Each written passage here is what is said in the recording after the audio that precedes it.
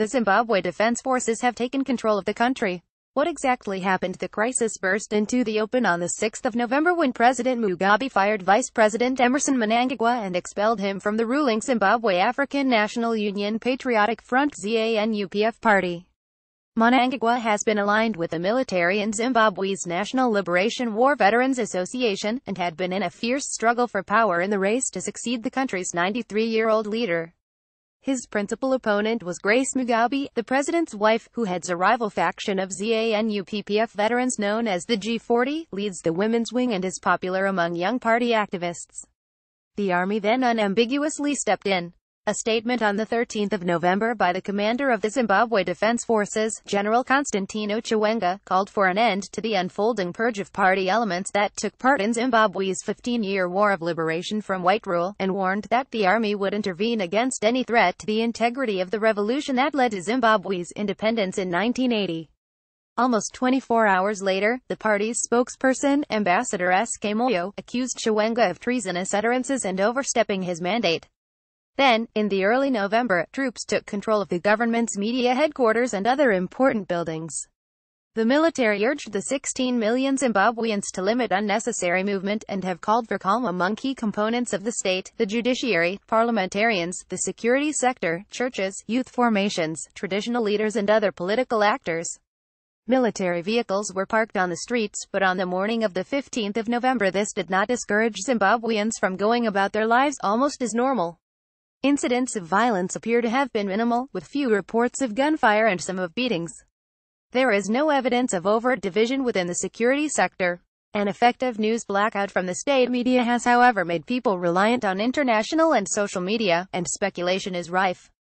A great variety of sentiments are being expressed, from relief and excitement that Mugabe's long reign may be finally over, to a profound nervousness that what follows could be even worse. Does the military action spell the end of Robert Mugabe's 37 years in power? Mugabe appears to have lost power, but not his position as president, at least in the first 2 days after the military move. At 0126 in the early hours of Wednesday the 15th of November, an army spokesman delivered a written statement on national television and radio, claiming the military had taken action, targeting criminals around President Mugabe who are committing crimes and are causing social and economic suffering in the country, to bring them to justice. The statement said the president and his family were safe and that as soon as we have accomplished our mission, we expect the country to return to normalcy. South African President Jacob Zuma confirmed Mugabe is confined to his home, as is apparently his wife, Grace. But Mugabe's personal position remains unclear on many fronts. Does the military's action constitute a coup d'état? This is a very peculiar kind of coup. Effectively, there has been a military takeover, but the army has not declared martial law, the suspension of the constitution, or the deposition of the country's head of state. The military and those such as war veterans who supported a robust pushback following Vice President Mnangagwa's dismissal have been at pains to argue that they are not pushing for a coup. Outside powers are also at pains not to use the word coup in relation to current events. Yet General Chiwenga's statement on 13 November had the hallmarks of threatening to seize power. He said that unless Mugabe took appropriate steps there would be a military intervention, albeit to address an apparent security threat perceived in both the ruling party and the country at large. The situation, he argued, warranted action and was in line with the military's previous interventions in internal ZANU-PF disputes, enacted to ensure the ruling party and its revolutionary objectives were not hijacked. It would appear that Mugabe was either unable or refused to take the steps being demanded, setting in motion Chiwenga's promised action. The military's televised broadcast maintained that we wish to make it abundantly clear that this is not a military takeover of government. What the Zimbabwe Defense Forces (ZDF) is doing is to pacify a degenerating political, social and economic situation in our country which, if not addressed, may result in violent conflict. The statement urged important arms of government and social constituencies to remain focused and calm. There may well be sympathy for the military's intervention from several domestic and regional quarters, but it sets dangerous anti-democratic precedent with major implications for Zimbabwe and beyond. There may well be sympathy for the military's intervention from several domestic and regional quarters, but it sets dangerous anti-democratic precedent with major implications for Zimbabwe and beyond. How much longer can this overt military intervention avoid being labeled a coup d'état? While the army's intentions may be couched in constitutional language, the democratic credentials of those pursuing this course of action are also in doubt.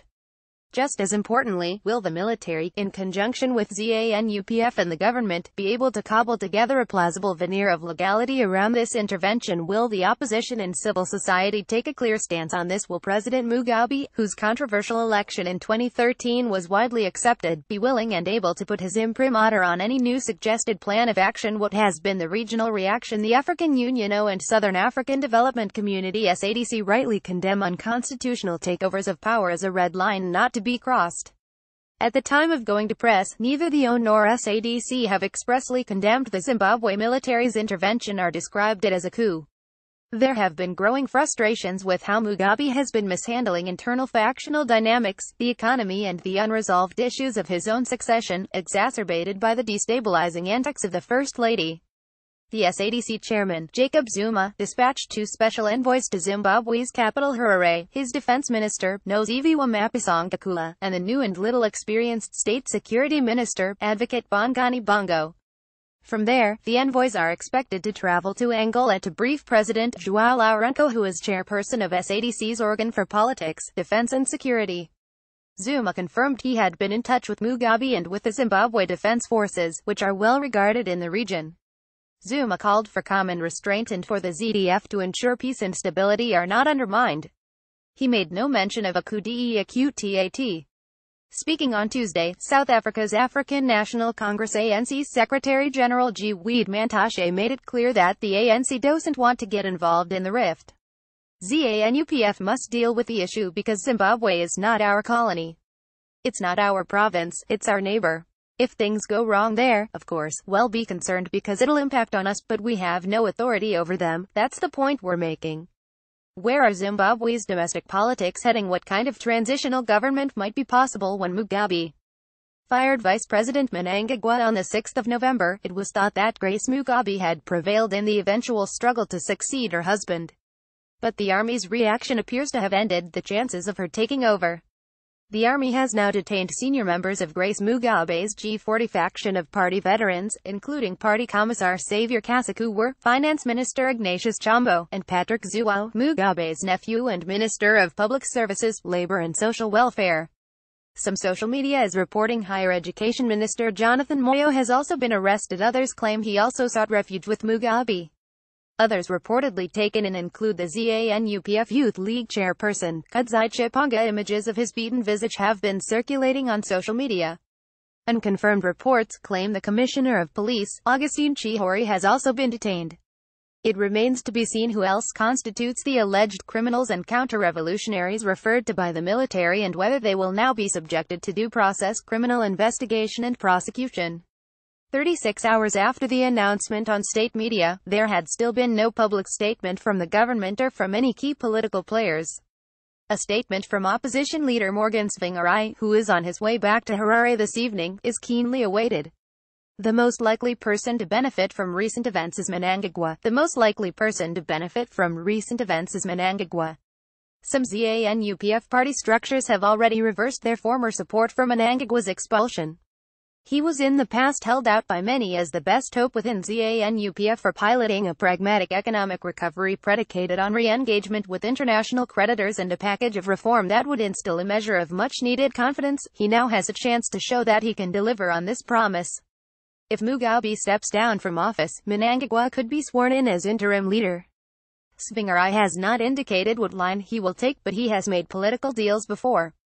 It may be we are in for a staggered transitional process that features a staged public show of Mugabe overseeing the process, which would allow the new powers in the land to introduce credibly some kind of interim government. Some wish to bring forward parliamentary elections currently scheduled for mid-2018, but with guarantees that the political space will be opened up. Others are pushing for a longer transition, even up to 2 to 3 years, in the hope that this period can be used to level the political playing field and to build some foundation for economic recovery. But even if Mnangagwa wins formal control of ZANU-PF at the scheduled ZANU-PF Extraordinary Congress in December, it is unclear whether he can cobble together a transitional unity government that can turn around the moribund economy and end the political crisis. Mnangagwa may explore options for an executive that incorporates opposition elements and those more recently estranged from ZANU-PF, such as Joyce Mujuri. This would probably mean postponing the 2018 elections, which many believe would in any case be unable to provide a legitimizing platform for reform and recovery in the current political context. Such a proposition would require broad-based buy-in, not only from opposition elements, but civil society more broadly. Their endorsement and participation in charting a new national vision is essential, if this interregnum is to generate a credible set of options designed to enhance and rebuild Zimbabwe's democratic credibility. Post published and featured.